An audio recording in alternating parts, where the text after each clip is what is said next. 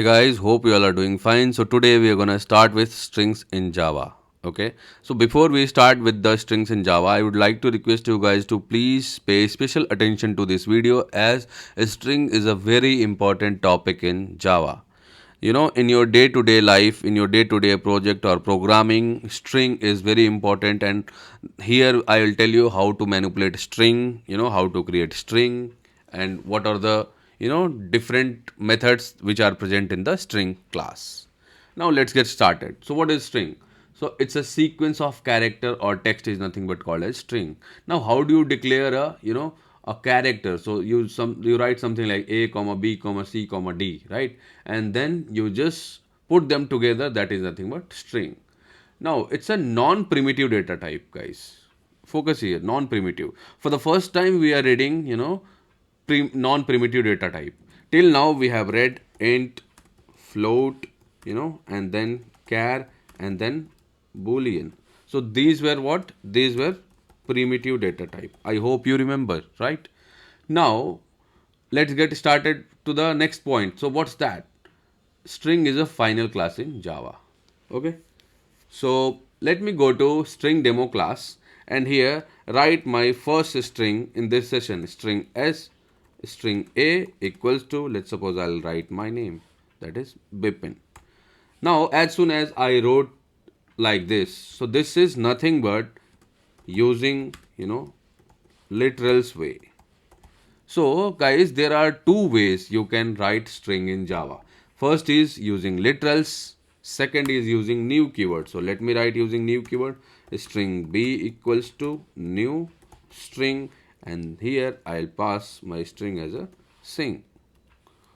Now as soon as you create your data using new keyword, what happens? Your data gets stored into heap area, and here using literals, if you create, your data gets stored into SCP area. Okay, SCP area. Now what is SCP and what is heap? Let's try to understand using a diagram. So for that I have created a diagram over here, and what the diagram says? The diagram says this is a string constant pool which is present in heap area. Can you see this big box? That is heap, and this in the big box, this area is called as SCP, and SCP is nothing but a string constant pool, and it's a special kind of memory present in the heap area. We can say a formal definition for it.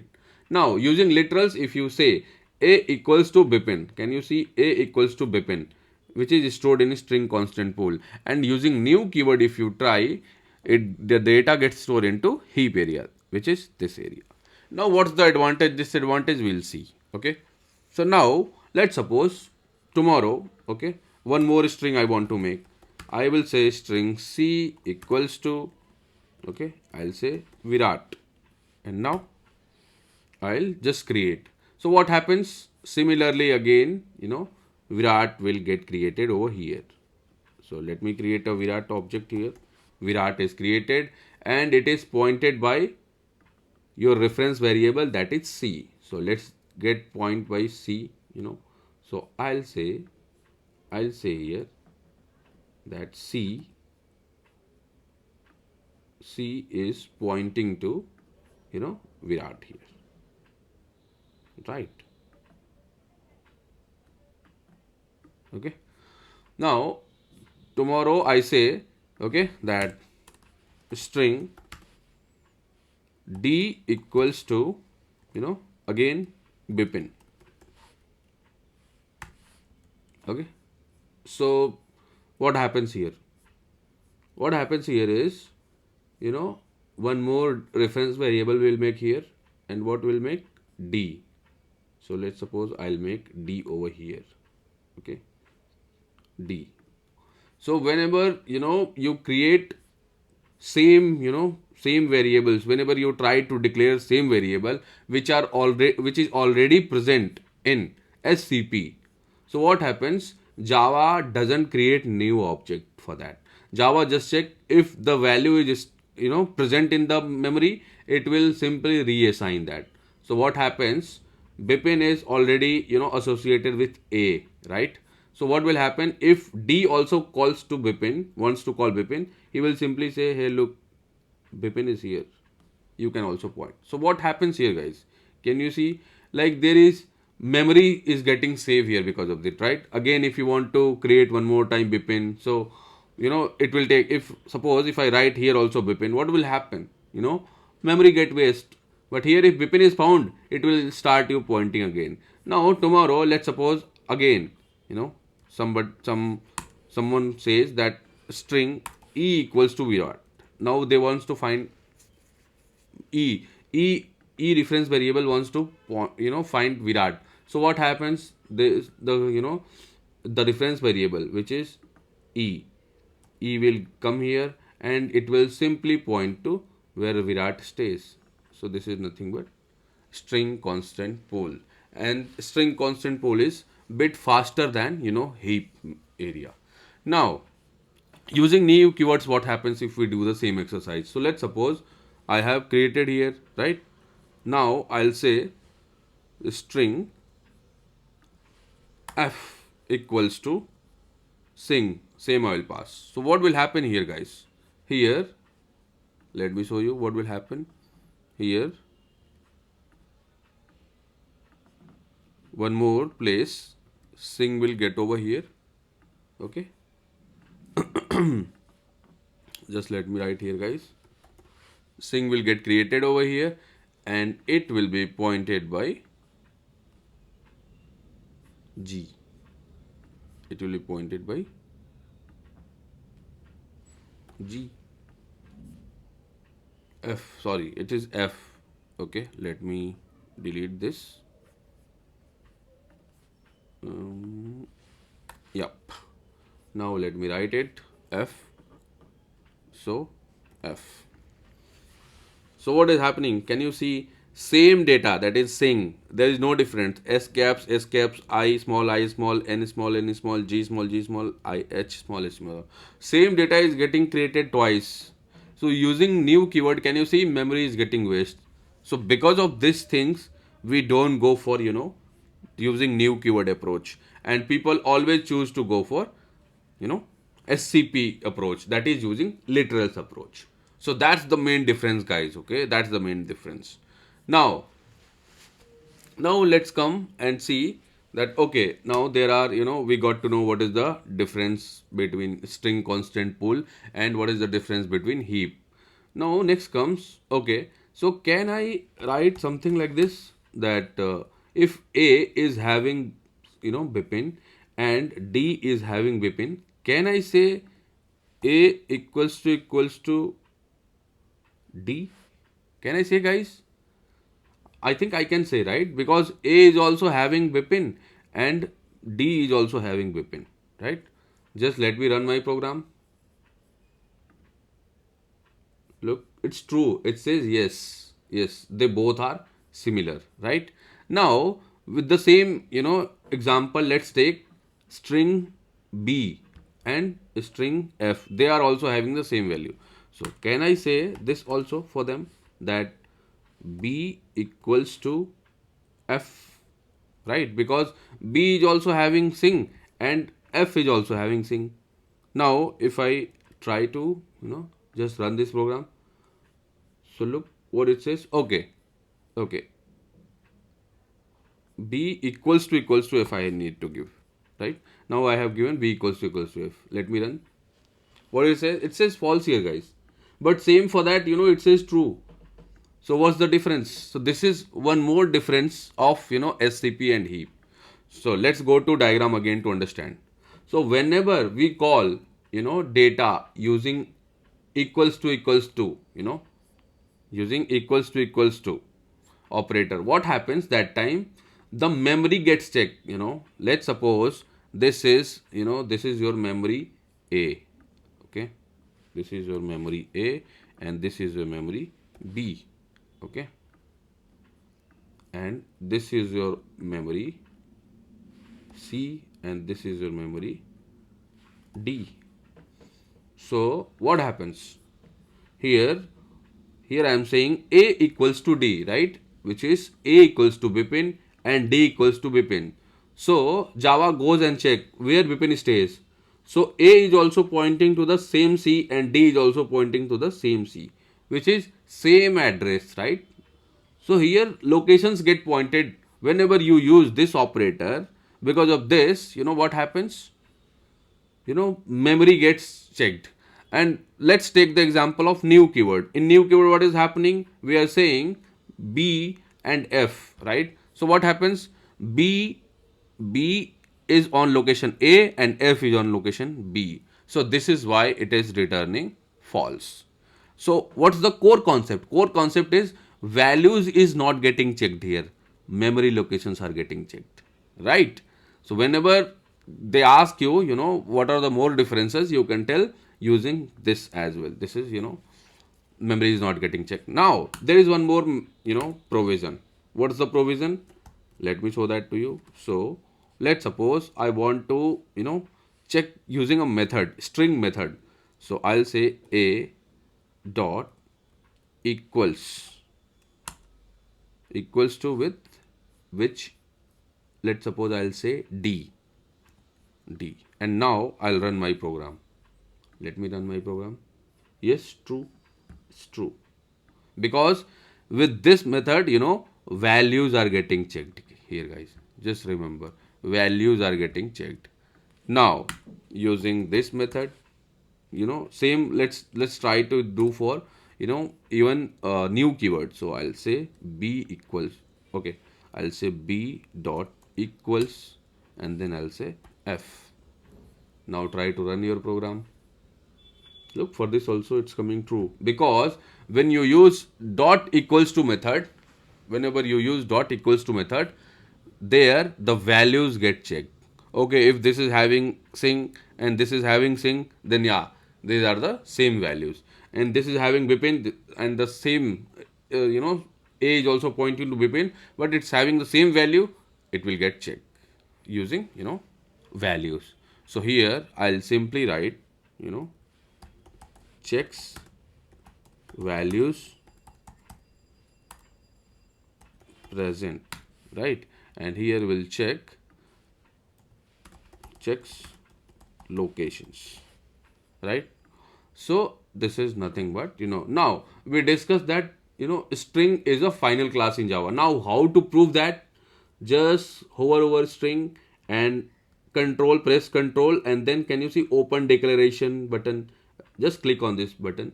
Look, public final class string. So this is a predefined function in Java, that Java developers have already written this this class, and they have told that string is a final class in Java.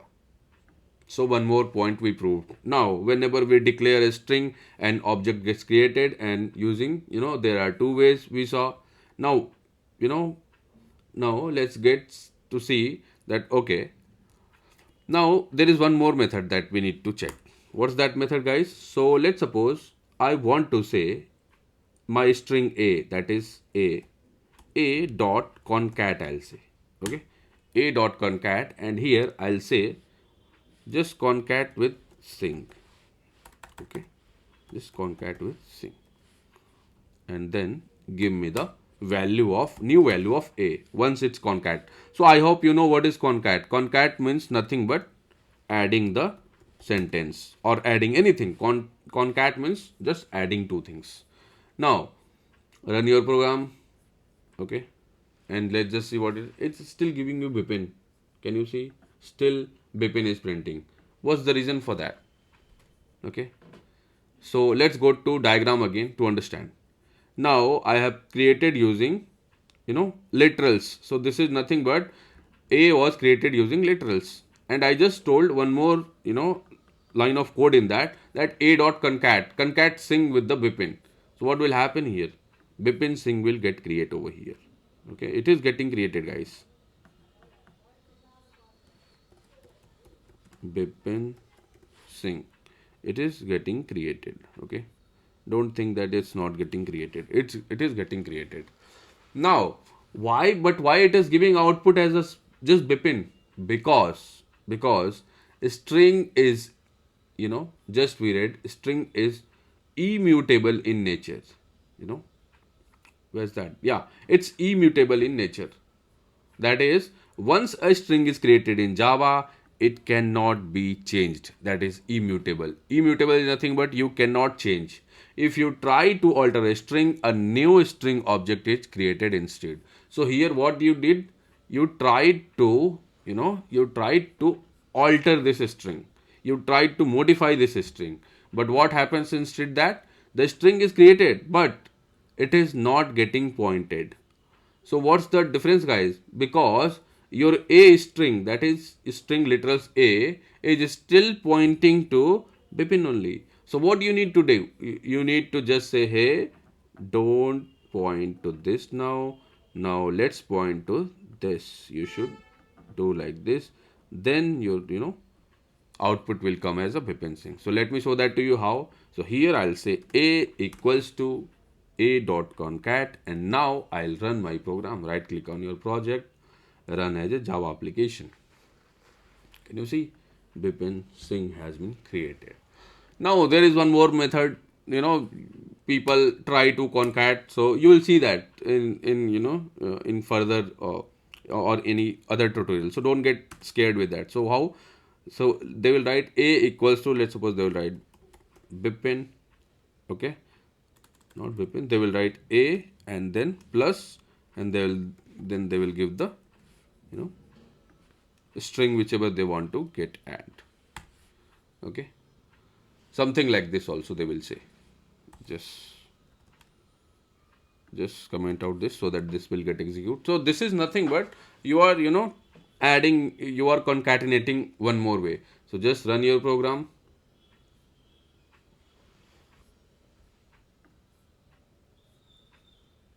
True. Okay, so let me print here. I'm not printing. Let me print here my A. So let me print A here over here.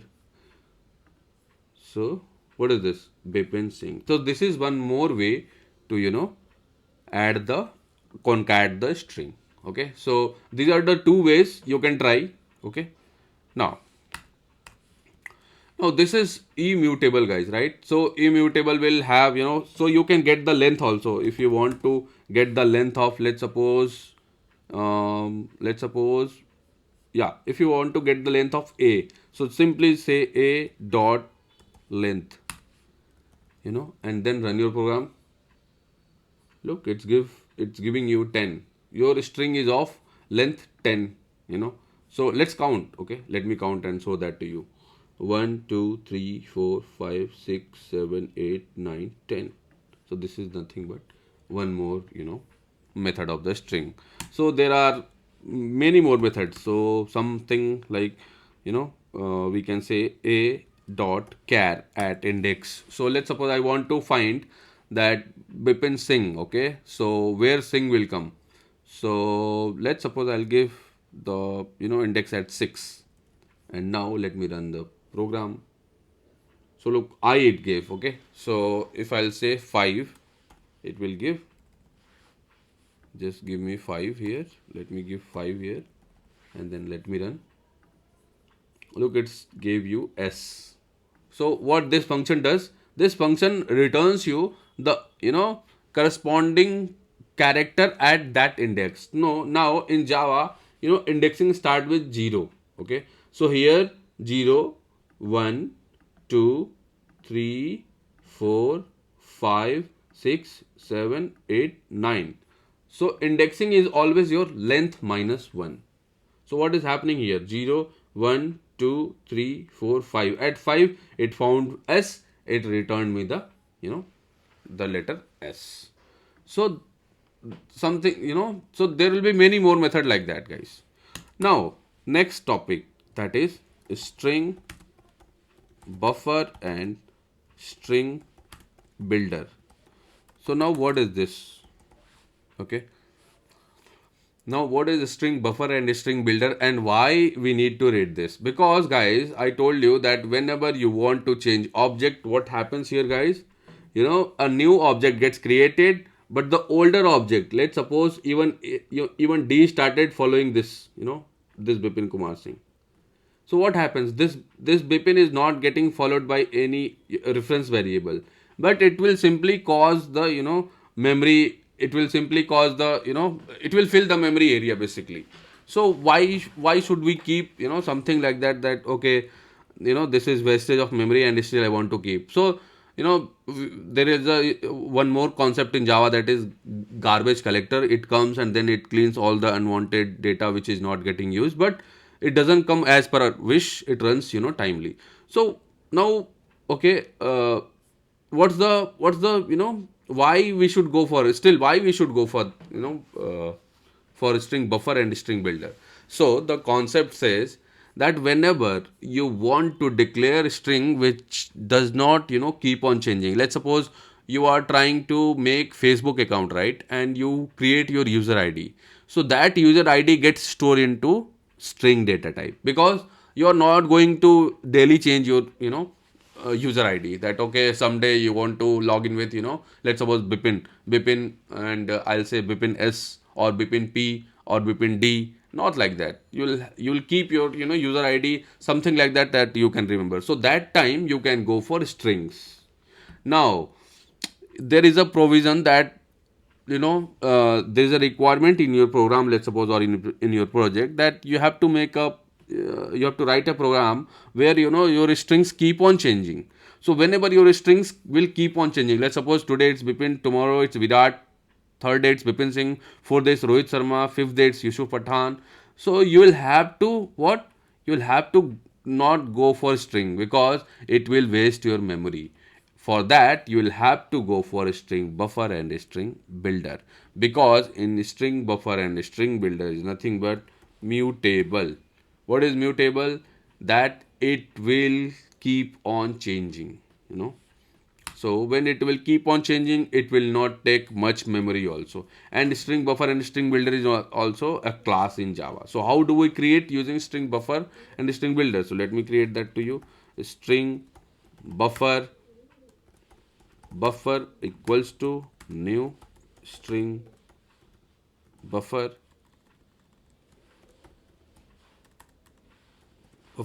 and here you give your string. So let's suppose here I'll give my string as a Virat.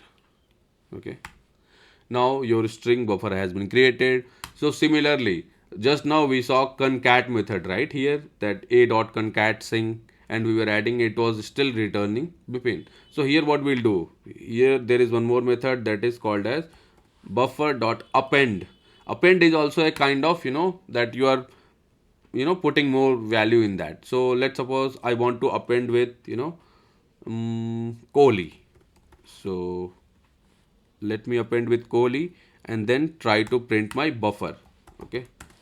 So I'll say here buffer, and before appending I also want to show you that how exactly is printing. Now run your program.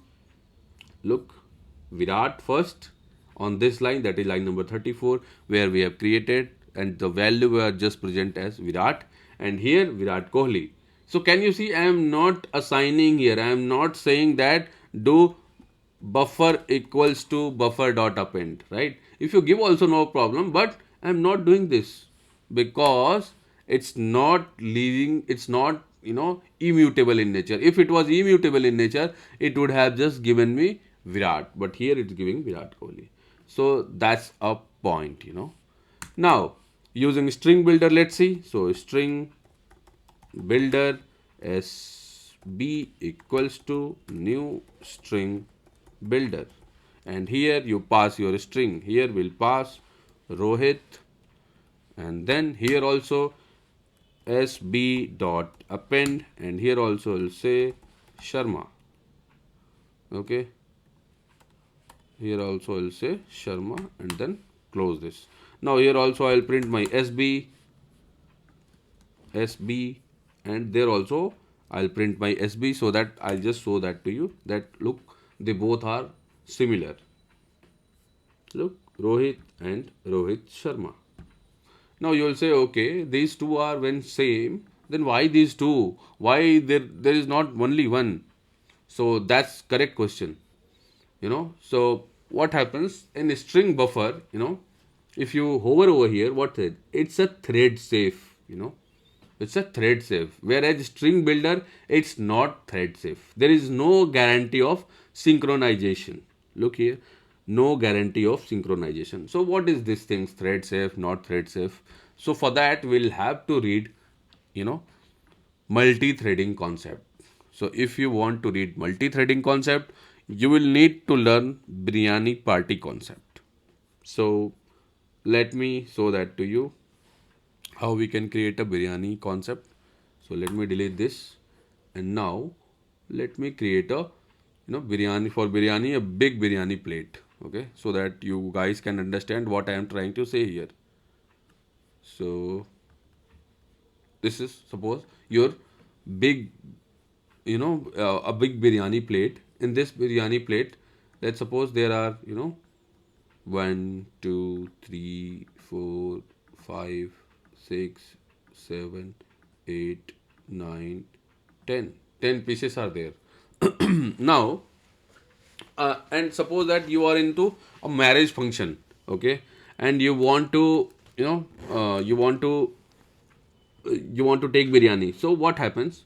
There is one person, then there is second person, then there is third person. There is a queue, right? Basically. So 4, 5, 6, 7, 8, 9, and 10 basically.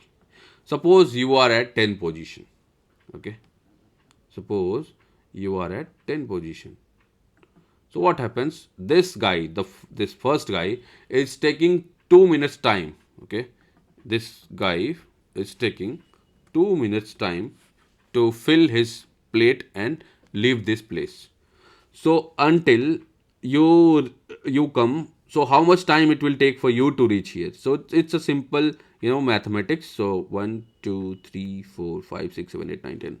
So you will take 20 minutes time, right? If there are that much people, so you will take 20 minutes of time, right? So in 20 minutes, I think, your starvation will go off, and you will be like, okay, I don't want to eat biryani anymore, and you will be not interested, and you will go, and that's all, right? So since it's a chicken biryani, I have this lines. Suppose these are the, chicken, these are which are present, and all the empty things are rice. Okay. Now this is first approach. Now let's talk about second approach. In second approach, what happens? You just said, hey, you come here, take biryani and go. You come here, take biryani and go. It's as per your wish. Okay. Whichever you want, whoever wants to come, just come, take biryani, go. So what happens in this approach? In this approach also, one person takes 2 minutes, 2 minutes of time. Now if this person wants to take how much time? You will say 2 minutes only, right? Because there is no one behind each other, right? So this is, approach 2. Okay, we'll say this is approach 2. This is approach 2, and here we'll say this is approach 1. This is approach 1. Now, which approach do you like, guys? So I hope everybody will go for approach 2, right? Because 2 minutes time will be there, and they will take biryani and then go. Whereas in approach 1, you will have to wait for 20 minutes for the last person, in this example. Now let's talk this in programming now, okay? And let's see what exactly is the, multi-threading. Now, okay, so just take one more last example in this chicken biryani. So let's suppose there are 10 pieces of chicken. Now this person comes, he takes 5. Okay, let's suppose he takes 5 pieces of chicken, and this person also takes 5 pieces of chicken. Now only rice gets, rice gets remains in this pot. So will you take just for rice, biryani? But you, like, it's not a good kind of biryani that will be veg, and veg biryani is nothing, guys. So what happens in that case? In that case, all these people it will not be guaranteed that these people will also get the, chicken piece. Whereas in this approach, there is one person who is monitoring, okay, who is monitoring the pot. In this approach, there is no person who is monitoring the pot, because everywhere people are coming. From here also people can come, from here also people can come, from here also people can come, right? But in this approach, what happens? there is one person who is monitoring. So let's suppose if this person took 5 pieces, okay, not a problem, no problem. If this person took 5 pieces, not a problem. As soon as chicken piece got over, this who is monitoring, he will say stop, let me refill. So what he will do, he will simply refill the chicken pieces, and then he will say okay, now the third guy can go and take the chicken pieces. So in this approach, it is guaranteed that all these people will get the chicken piece, whereas in this approach there is no guarantee that everybody will get the chicken piece. So that is nothing but chicken biryani party, right? Now let's relate this in programming. So let's suppose you have been given a task, okay? Let's suppose you have been given a task. I'll write the task over here. So what's the task, guys? Task is that, let's suppose there is a T1. He wants to, let's suppose there is a basically ID, and ID is, let's suppose 15. Okay, ID data is there. Now there is a T1, that is thread 1. He wants to update the ID to 20. Now there is a T2 thread, he wants to read the ID. Now there is T3, thread, he wants to update the ID to, let's suppose 50. So this is the task that has to be done. Now using approach 1, let's first talk about approach 1.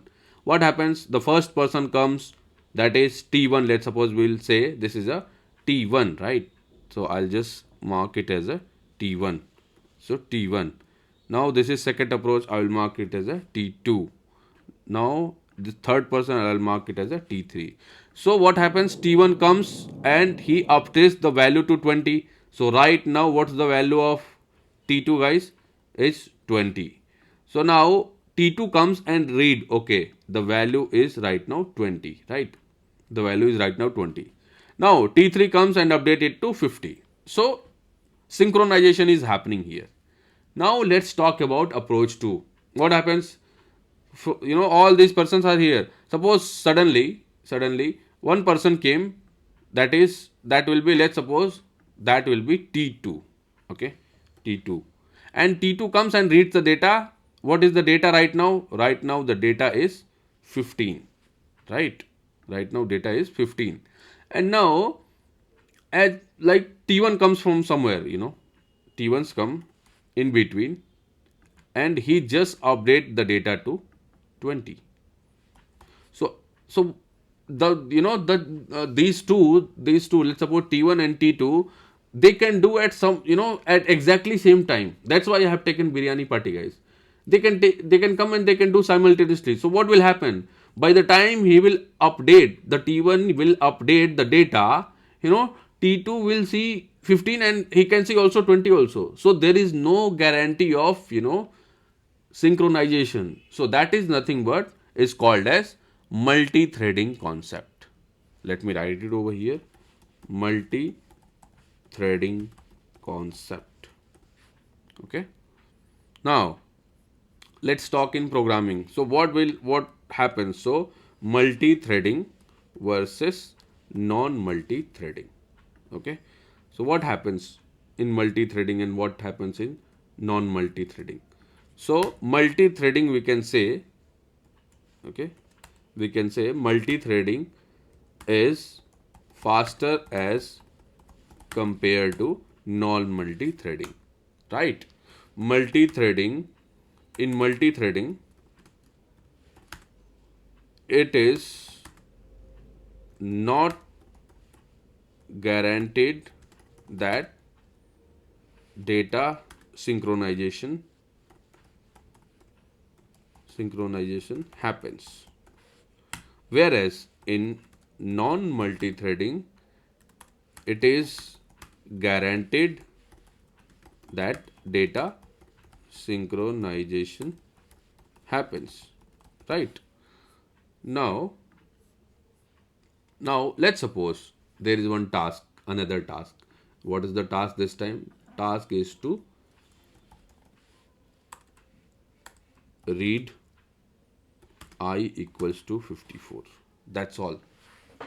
Now which approach is good, guys? Approach 1 or approach 2? So in this, I'll say approach 2 is good. Like everybody can come and read, right? Everybody can come and read. Whereas in this approach, approach 1, let's suppose T1 comes, he takes 2 minutes of time to read just I equals to 54. Then T2 comes and he takes I equals to 54. Then T3 comes and it takes I equals to 54. So to read T3, it took 6 minutes. Whereas to read T1, T2, T3 in this method, it just took 2 minutes. So for reading purpose, we will go for multi-threading. And for data updating, keep on updating, we'll go for non-multi-threading. So that is nothing but, multi-threading in Java, guys. So I hope you like the video. And if you understand the video, please let me know in the comments.